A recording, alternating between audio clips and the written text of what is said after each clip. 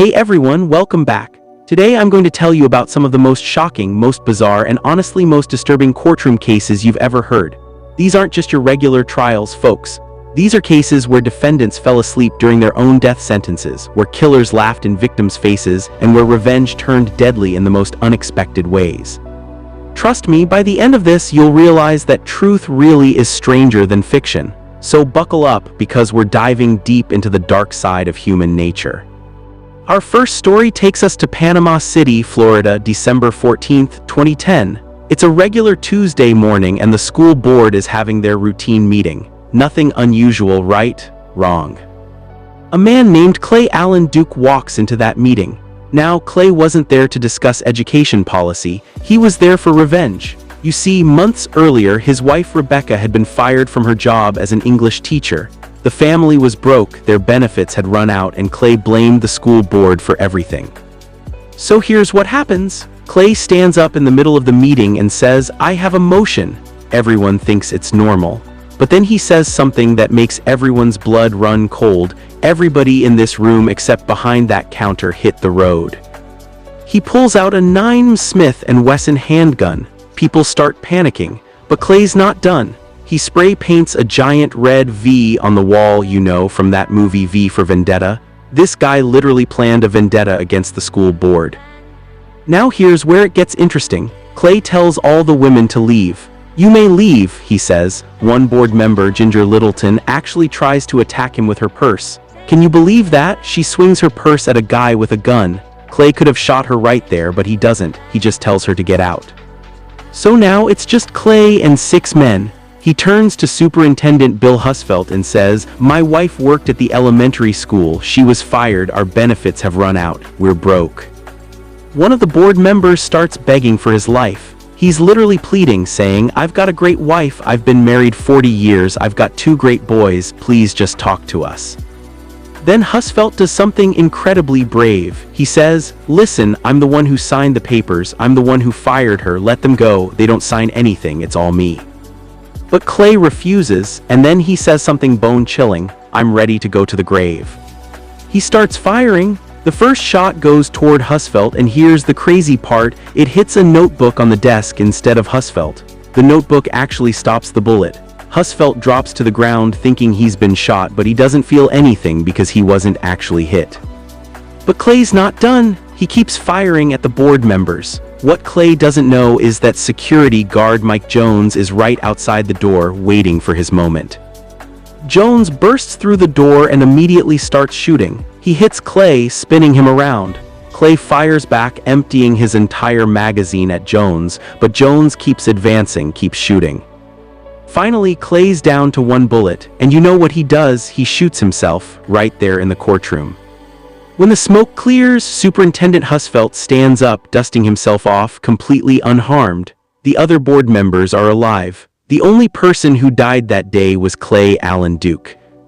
Mike Jones became a hero, but you know what he said? He said the real hero was Superintendent Husfeldt, who offered himself to save everyone else. That's what I call courage. Now our next case is about a guy who literally slept through his own death sentence. I'm not kidding, this actually happened. Meet Dr. Anthony Garcia. Well, actually, he wanted to be a doctor, but he never quite made it. Garcia was born into an immigrant family and he wanted to make his parents proud by becoming a doctor. Noble goal, right? But here's the problem, Garcia had a terrible attitude. He got suspended from one program in New York for yelling at a radiology technician. Then he started over at Creighton University Medical Center in Omaha, Nebraska. His professor, Dr. Shanda Buttra, thought he was awful. She wrote these scathing reviews about him, calling him passive-aggressive, saying he was mired in attitude issues and that he was incapable of taking responsibility. She convinced Dr. William Hunter, who ran the residency program, to fire Garcia, and they did, which basically ended his medical career right there. Now, Garcia couldn't handle this. After 7 years of unemployment, he decided to take revenge. And folks, his revenge was absolutely brutal. On March 13, 2008, Dr. William Hunter came home to find his 11-year-old son Thomas stabbed to death. The boy had just come home from school and was playing Xbox when Garcia broke in and attacked him. multiple stab wounds. The family's housekeeper, Shirley Sherman, was also killed the same way. The police initially suspected Garcia, but Dr. Hunter refused to believe it. He said, "No, Garcia left quietly after being fired. He wouldn't do this." For 5 years, the case went cold, until Garcia struck again. He tried to break into Dr. Shanda Buttra's house on Mother's Day, but luckily she and her husband weren't home. They were out for brunch with friends, and ironically, those friends moved so slowly that it saved the Buttra's lives. So Garcia moved to his next targets, Dr. Roger Brumbach and his wife Mary. 2 days before they were found, they were FaceTiming their daughter. That was the last time anyone saw them alive. A piano mover found their bodies. Dr. Brumbach had been shot and stabbed. His wife Mary had defensive wounds on her hands. She tried to fight back. Multiple knives were left at the scene. The police finally connected the dots. Both crime scenes had the same pattern. Both victims were connected to Creighton University Medical Center. When they pulled Garcia's file, everything clicked into place. Garcia was arrested and charged with 4 counts of first-degree murder. His motive? Pure revenge. The prosecution found his search history, and it was damning. He'd searched for terms like invade rich house, torture, murder, and kill rich children. He even had a Shakespeare quote saved on his phone, "If you harm us, shall I not revenge?" from The Merchant of Venice. The jury found him guilty in October 2016, but the real shock came at his sentencing 2 years later. Garcia showed up to court and he was completely unrecognizable. The guy looked exhausted, defeated, and then, as the judge started reading his sentence, Garcia did something nobody expected. He fell asleep. I'm serious? The guy fell asleep during his own death penalty sentencing. His lawyer tried to object to something and Garcia just kept sleeping. At one point, he lifted his head slightly, then just rested it in a different position and went back to sleep. The judge read the entire sentence. The 3-judge panel orders that a sentence of death is imposed upon the defendant, Anthony Garcia. Garcia didn't even snore. He slept through the whole thing. Now you might be wondering, how could someone sleep through their own death sentence? Some people think he was on medication. Others think he just didn't care anymore, or maybe he couldn't face the reality of what was happening. Whatever the reason, Anthony Garcia holds the dubious distinction of being one of the only people to sleep through their own death penalty sentencing. This next case is going to make you angry. I'm warning you right now, because this is about a mother who literally threw her own son under the bus to save herself. July 2018, in Georgia, a man named Gary Ferris is found dead on a burn pile. His own son, Scott Ferris, discovered the body. Scott called 911 immediately, absolutely devastated. The autopsy revealed Gary had been shot to death. His blood was all over the property, creating a trail, so the police start investigating, trying to figure out who killed him. They asked Scott who he thought did it, and Scott said something that shocked them. "Check out my mother. I've always had this gut feeling that if something happened to my dad, you'd need to look at her." Now, Gary's wife Melody pointed the finger right back at Scott. She said Scott and Gary would get into heated arguments, that Scott had a hot temper. The investigation continued for almost a year. Finally, in June 2019, Melody Ferris was arrested for her husband's murder. But here's where it gets messy. Melody was hiding some major secrets. Turns out Melody was having affairs, plural, multiple affairs. One of her lovers was a guy named Roy Barton. They were so serious they were shopping for wedding rings together, while she was still married to Gary. When asked about it in court, Melody had the audacity to say, "You don't marry the person you're having an affair with. Like that makes it better." But Roy Barton couldn't keep the secret. The guilt was eating him alive. So he went to the police and started cooperating. They gave him recording equipment, and every phone call Melody made to him was recorded and sent directly to the detectives. In one of those calls, you can hear Melody saying, "I love you." Roy replies, "I love you too, buddy. I'm sorry you're in this." And Melody says, "Me too." But wait, there's more. Roy wasn't the only affair. Melody had a third partner. This guy had been seeing Melody for 3 or 4 years, and nobody even knew about it until the trial. The prosecution's star witness, Melody's own son, Scott. Scott got on that stand and exposed everything. He told the jury how his mother would trash-talk his father constantly. He described one incident where Melody threw a plate against the wall and screamed, "I can't wait till the day he dies. I can't wait till the day I don't have to live with him anymore." Scott was only 10 yards away when she said that. The defense tried to turn things around. They argued that Gary was too heavy for Melody to move. He weighed 300 pounds. The lawyer even brought 320 pounds of sandbags to court to demonstrate. But then he successfully dragged them across the floor, which kind of proved it was possible. So the defense changed tactics. They decided to make Scott the suspect instead. They put Scott through intense questioning, trying to paint him as the real killer. Scott sat there with tears in his eyes and said, "I absolutely did not murder my father. Without a doubt, I loved him." The jury found Melody guilty on all counts. At her sentencing, Scott was in the audience, barely holding back tears as they read a statement from the family. Then it was Melody's turn to speak, and what she said was absolutely unforgivable. "Not only did I not do this," Melody said, "I know who did. I know Scott killed his father." The courtroom went silent. Scott was enraged. His own mother was accusing him of murder to save herself. Melody kept going, "Scott, you took my husband, you took the father of Chris, Emily, and Amanda, you took Big Daddy from our grandchildren. This is unforgivable." Then she dragged Scott's dead grandmother into it, claiming the grandmother had asked Melody to take the blame for Scott. The judge finally intervened, telling Melody she couldn't present new evidence at this stage. But Melody kept going for another 7 minutes, talking about Scott's anger issues from kindergarten. Finally, the judge had enough and sentenced her to life in prison with the possibility of parole.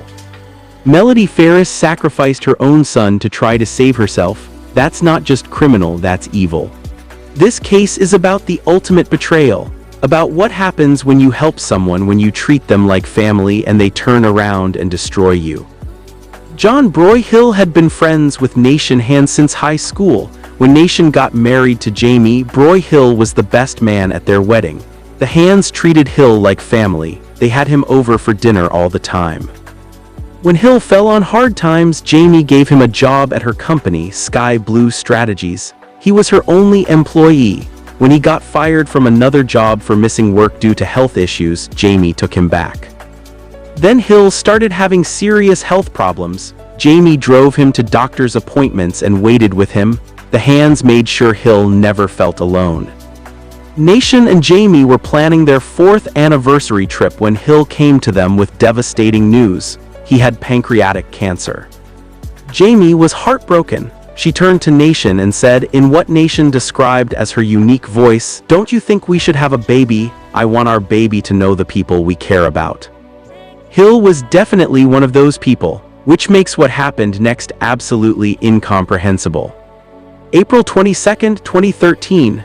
Nation was in the bathroom when he heard Jamie scream. He yelled, "What?" No response. He yelled again, "What?" Then he heard Jamie screaming 2 names over and over, Nation and John. Nation assumed something had happened to Hill, maybe he'd passed out or something. But as he ran down the stairs, he heard Jamie scream something that made his blood freeze. "He's trying to kill me."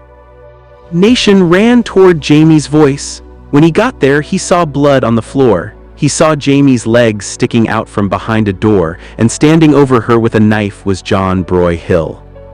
Hill immediately turned and came at Nation. Nation screamed, "What the F*** are you doing?" Hill slashed at him with the knife. Nation grabbed at the blade, cutting his hand, and they started wrestling. While they fought, Jamie managed to get up and run out the side door. Nation broke free and ran after her, screaming for someone to call 911. He found Jamie clutching her side. She was rushed to the hospital where she died 2 days later. Hill was charged with first-degree murder, attempted murder, and assault with a deadly weapon. He was facing either the death penalty or life without parole. At trial, his lawyer argued that Hill had only meant to hurt himself. He pointed out that Hill had tried to commit suicide just days before by slashing his own wrists. The lawyer claimed that when Jamie caught him, he just went wild with passion and lost all reason. But the prosecution found something damning. While working for Jamie's company, Hill had also been helping Congressman Brad Miller raise campaign funds. He'd written himself 39 checks totaling over $45,000 he'd embezzled from the campaign. And remember, all those illnesses, the doctor's appointments, the cancer diagnosis, all fake, complete lies. The prosecutor put it perfectly. Day for day, month for month, year for year, Hill was manipulating Jamie and Nation, consuming their time, their energy, and their good intentions toward him. The jury found him guilty on all counts. At sentencing, Nation had some powerful words. He said, "Yesterday you said your client was at a point where he was ready to die. Well, first he had to take our lives. I can empathize with those feelings. Because of your client, I was ready to die for a very, very long time." But the most heartbreaking part was when Nation talked about the baby they never had. He quoted Jamie's blog post written when she thought Hill had cancer. "Last week, one of our very good friends was diagnosed with cancer. I hope you're hearing this, John, because this is about you. After learning that news, my entire world changed. I'm on a mission to do everything possible to not only prevent us from getting it, but to help our friends and family who are facing this get better." She was talking about Hill, the man who would later murder her. Hill was sentenced to life without parole. In court, he showed nothing but apathetic contempt. This case is shorter but equally shocking. It's about a defendant who couldn't even stay awake during his own arraignment. Isaiah Gardensher, November 2023. This guy was a one-man crime wave. In just a few hours, he assaulted his girlfriend, shot her teenage daughter, broke into an apartment, held 2 people hostage, sexually assaulted one of them, robbed them, and fled in their car. The entire community was on high alert. His face was everywhere. He had a distinctive star tattoo on his neck that made him easy to identify. Eventually, with nowhere to go, Gardensher turned himself in. He was charged with 12 counts, including homicide, armed robbery, and criminal sexual misconduct. When he appeared before Judge Sarah Spencer via Zoom for his arraignment, something bizarre happened. The guy looked bored out of his mind. He was literally yawning as the judge read his charges. The prosecutor brought up Gardensher's violent criminal history to argue for strict bond conditions. Suddenly, the yawning stopped. Gardensher had something to say. "Charge her with murder because she's the one who did it." He was blaming his girlfriend, the woman he'd assaulted, for killing her own daughter. Judge Spencer gave him a warning. "Mr. Gardensher, this is your warning. The court will mute your microphone if you speak out of turn again." He stayed quiet for a few minutes, but then he started acting up again. The judge had to mute his audio and turn off his video.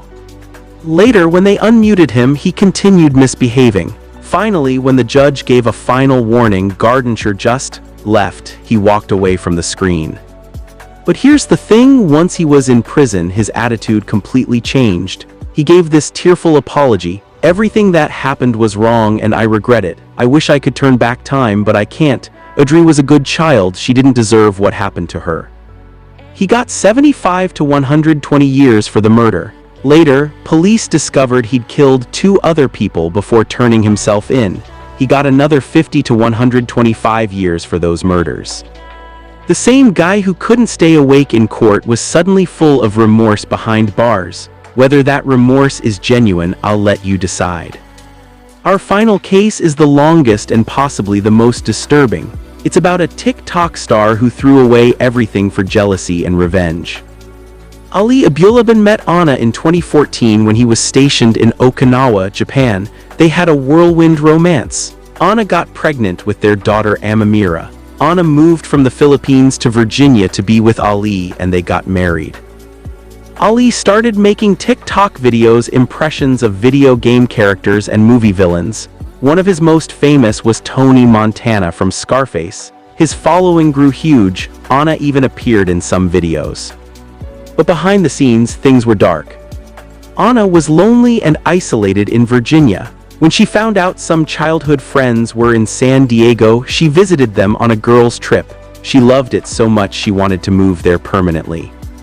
Ali agreed, thinking it would help his content creation career. But in San Diego, the relationship deteriorated fast. Ali became obsessed with the idea that Anna was cheating. He started going through her phone, dictating who she could hang out with. he recorded many of their arguments. Anna's friend Claire testified that Ali would beat Anna. She saw the marks on Anna's face and arms multiple times. The abuse got so bad that Anna moved out. She told Ali he couldn't have keys to the apartment anymore, but Ali kept a secret copy. Here's where it gets really creepy. Ali installed an app on his daughter's iPad and hid it in the apartment to spy on Anna. One day, through that app, he heard a man's voice. It was Rayburn Barron, a guy Ali had been jealous of from the start. Ali grabbed his gun and his spare keys. Security footage shows him racing to the apartment, looking agitated and worked up. He burst through the door and saw Anna and Rayburn on the couch. What happened next was captured on audio because Ali had his phone recording in his pocket. The prosecution laid it out clearly. He opened the door. He aimed that gun. A little over 1 second later, he pointed it at Anna and Rayburn. He pulled the trigger and fired the first shot. He missed. A second or two later, he aimed again and fired 4 more shots. He killed Rayburn first, then he stood in front of Anna, aimed the gun at her head and said one word, "Respect." Then he shot her in the head.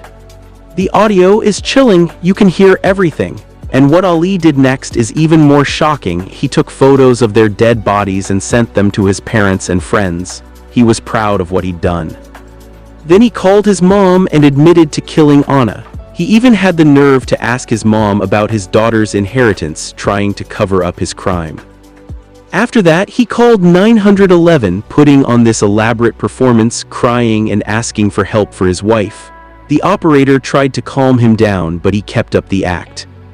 By the time police arrived, Ali had left to pick up his daughter from school. When they found him, he asked if his daughter could ride with him. He even told her in Arabic to get in the back seat. The officers refused. Ali was charged with 2 counts of first-degree murder. In court, he was remorseless and vindictive. In a jailhouse interview, he tried to justify his actions.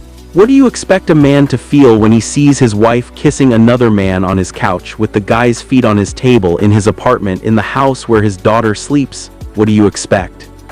His own mother testified against him. She described the call where he told her he'd killed Anna, how she said, "That's not funny, Ali," until she received the photos and fell to the ground. When Ali took the stand, he admitted to breaking into the apartment before the murders and having a huge tantrum, throwing away Anna's belongings. He admitted to doing cocaine before the killing, claiming he needed to be focused. His lawyer tried to argue it was a drug-induced crime of passion, but the prosecution destroyed that argument. They pointed out every choice Ali made: installing the spying app, keeping the spare key, going to the apartment with a loaded gun, firing multiple shots, standing over Anna and shooting her in the head.